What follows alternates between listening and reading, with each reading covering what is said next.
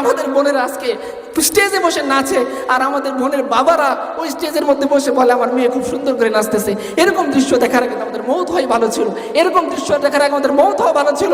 আজকে আমাদের ভূখণ্ডে বসে আমাদের লেবাসদারি কিছু লোক সমকামিতার পক্ষে কথা বলে, ট্রান্সজেন্ডারের পক্ষে কথা বলে। এরকম জীবন দেখার আগে মৌতই ভালো ছিল। 90% মুসলমানের দেশ বলে দাবি করি, কিন্তু 90% মুসলমানের আশা আকাঙ্ক্ষাকে কোনো ধরনের দাম দেওয়া হয় না। আমরা পতাকা সেটা আমরা উড্ডয়ন করতে পারি না, আমরা ইসলামের কথা জোরে সমস্যা বলতে পারি না, আমরা দিনের কথা বলতে পারি না।